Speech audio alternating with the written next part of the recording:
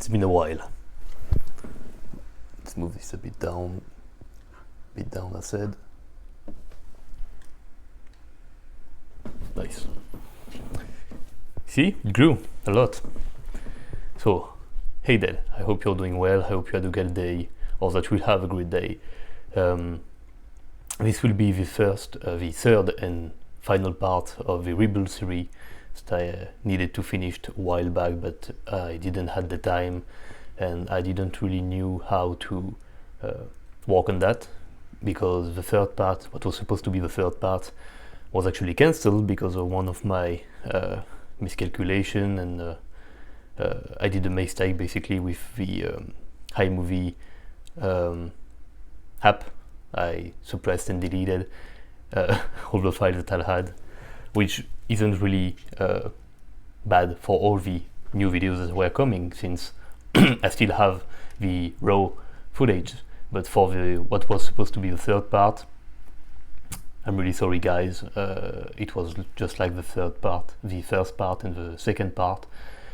But yeah, and since this is the trainings that I was doing in June and July, we are actually right now in September, I think I can just finish with a third video to more or less give an overview of what I was doing and the logic behind. So I'm just going to take it step by step between what was the heavy work, what was the light work, what was my goal in regard to recovery, and also what I was doing more or less for every movement pattern, or at least for every muscle. So let's begin. The schedule that I have was to only have 1 hour per day, 1 hour 15 per day of training, because it was the restriction of the gym I was in, which was Gold Gym. So I couldn't build anything that was longer than that, workout wise, and I could only do what was available basically, because I wasn't alone in the gym. So what I made sure of was to make as much exercise on the same apparatus, like a rack squat or Smith machine or bench or whatever, to pack in as much exercise as I can on it in as little time as possible, to not have any kind of problem and loss of time with the setup, having to get whatever barbell or dumbbells, etc. So the basic goal of my training was to get back at my previous shape, obviously, and to do so I was of course obliged to go back to my previous PRs, to my previous strength level, because I obviously, like a lot of you, I suppose, lost a lot of strength because of lockdown, even if I was still training, if I was still doing bodyweight stuff, band stuff, bodyweight and band at the same time. So yeah, when you have your physique and you have your performance physique wise with that, often the fastest way to get back to that kind of physique is to get back the performance, the strength that you had with this physique. Even if of course it could be, an argument could be made that it technically falls, but for natural guys, for guys like you and me, if you have like a 3-plate bench and you can't train, or you injure or whatever, and you go back to training, if you want to have a upper body, the chest, the triceps and the shoulders that you had before, one of the best, most simple way is to actually get back to a 3-plate bench. So yeah, so every exercise that I had before departing to Canada, before lockdown, had some strength level to it, some PRs to it, and the focus of my training was to get back to it. But in the meantime, what happened is that I had a little injury, not really an injury, but at least something that made me reevaluate how I was doing legs because of my right knee. I had to make sure yet again that my legs were trained properly, especially the quads, so it changed up, especially this summer, because of that. However, in this video I don't want to talk about it too much, because the purpose is to just show you basically, and what is applying for you, how you do it when you have to go back to the gym after a more or less long period of time without training or being detrained, basically. So the first thing you have to do is get back to your previous strength level, okay? Especially on the compound lift. If it's isolation work, if it's not curls and extension and rises or whatever, it isn't really that important, okay? The second thing you have to do is to actually get back your mind-muscle connection, your ability to make some muscle fire in place of others, or the ability to make your muscle fire through a specific range of motion without having to bounce or to make the connective tissues, basically the ligaments, the tendons, to get some work into.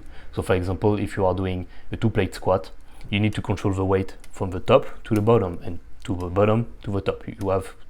You have to virtually have no bounce back, no knees caving out or in, no heels rising, no little bump with your back, anything really. It has to be the quads and the glutes primarily that move the weight up and down.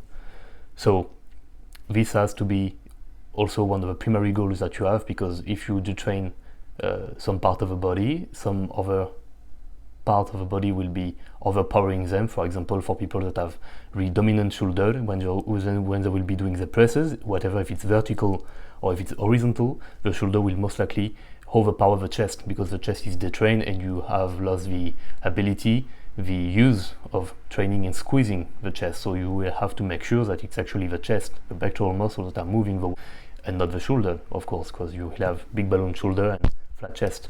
And I don't think it's a good idea for longevity wise and even physique balance wise. So yeah, so that was my goal. To achieve more strength, what I was doing was high set, low rep, basically with more or less low rest period, or I was doing classic 5x5, or just doing like simple 3x8, 4x8, things like this, to just let the body grow at its own rate.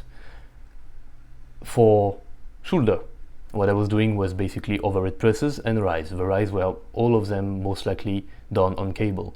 So I was training my upper body just 2 times per week, or at least my shoulder, so I was doing my press 2 times per week. The apparatus that were available in a gym, what I could do the most was Smith machine presses and dumbbell presses. So I was doing in Smith machine the 60-degree incline press and the BTN press, okay? BTN press is my favorite all-time exercise for shoulders, and 60-degree incline for me is the most comfortable front press, like overhead press, any day, anytime.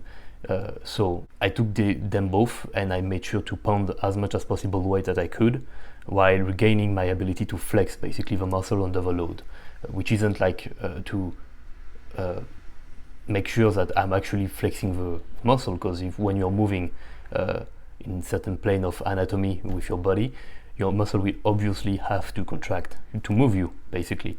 So it was just really a feeling of having all my internal cues back. And for the dumbbell press, it was yet again the 60-degree incline. It was the 75, 80-degree incline. So it's like your bench is really vertical and you just have the tilt just here.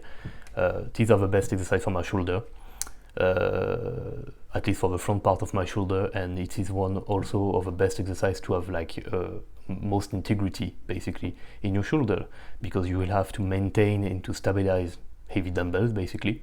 So you will need to have your rotator cuff firing, your serratus firing, your upper body firing, basically your upper back, like a traps, rhomboid and stuff like that. And of course it is also a great exercise, great variation for the upper chest, which is something that a lot of nati lack, and I never saw anyone with too much upper chest. So yeah, here you go. Now for the chest. Chest, it has always been tricky for me. It is a weak point, but it is an intentional weak point. At first it was a real weak point. I couldn't recruit it, I couldn't flex and stretch it. Now I know how to do it, but I want to have my body more focused on the arm, the shoulder, and the back, upper body wise. So for me, chest isn't really a big focus on mine, but I still need to have it back. So what I was doing were 45-degree incline, which is the all-time best incline incline for my upper chest, 45-degree, 30-degree incline, weighted dips, and bench, reverse grip bench, because normal bench irritates my shoulder. For the arms, what I want to do is to always try to both do compounds and also isolate them. So there will be all the chin up, especially chin ups and curl for the biceps, chin up neutral and supinated grip, and also fat grip. And for tricep there will be dips and bench press since I do them reverse style, reverse grip style, and also extension. So for the extension it will be BTN extension, or French press if you prefer, with dumbbell. This is for me like the exercise I respond the most triceps wise.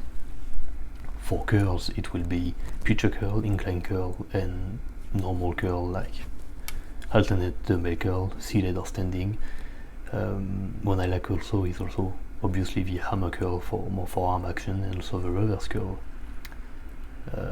that I do at least 2 times per week to really put emphasis back on the arms. And this is something that has been a huge weak point for me for years, and that I have not fixed yet, just yet. Now for what is for the back. So the back, as you know, is a multitude of muscle groups. There is the traps on boys, there is also the lats, teres major, and also the erector spinae. So you can just take 1 or 2 exercises and say that's it for back. So what I do is a mix of both the chin up and pull up that will also work the back, sometimes pull down. There are some chest supported row for all the scapular retractor movement basically, and the rest will be all pulls, and by pulls I mean deadlift variation. So it will be rack pull, block pull, deadlift from the floor, and shrugs. They are done with a wide or snatch grip because it puts more emphasis on the upper back, more stretch than the lap. So I'm going to technically say this is back exercise, but it's actually also some posterior chain exercise for glutes and hamstring. These are the same, it's a combo.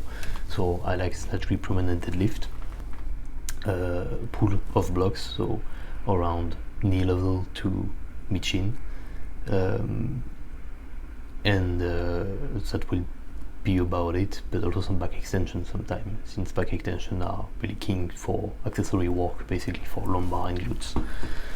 And for the quadriceps, squats, classic good old squat, front squat, back squat, hack squat.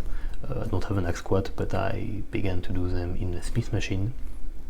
Back squat in the Smith machine with the feet really under me, and I have a setup basically that allow me to keep really both stable and also very upright. So this is all knee flexion and extension basically.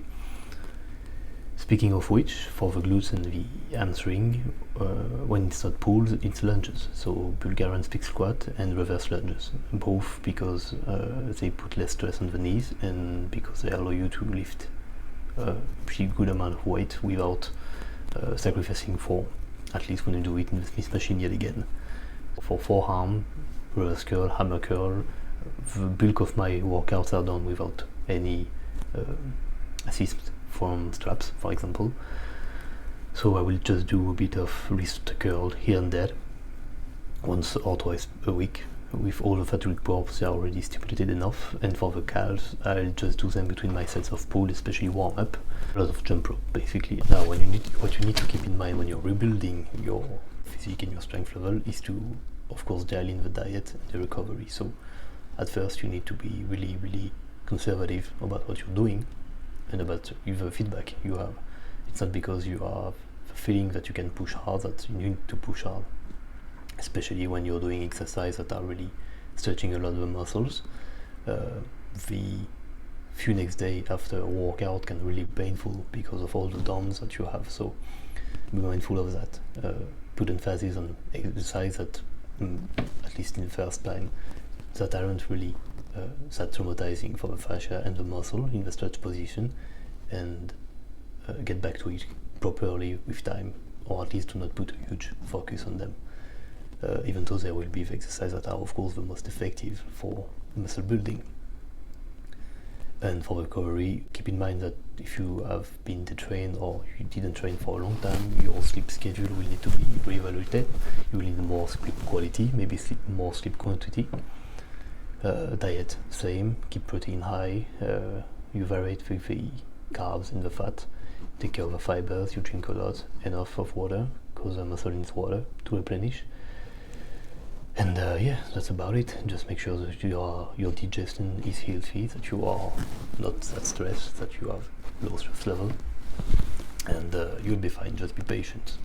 To give you an example, I got back at my previous strength level while being a bit lighter in about 2 months and a half, and lockdown for us in Canada, in BC, lasted 3.5 months.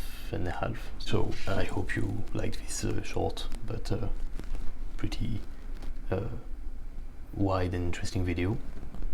I hope your rebuild is going well. If you have any question, please write them down below in the comments. Don't forget to like, to subscribe, to share it, and I'll see you soon for all the other videos that I have already filmed but that I am late on editing basically. So yeah, you take care.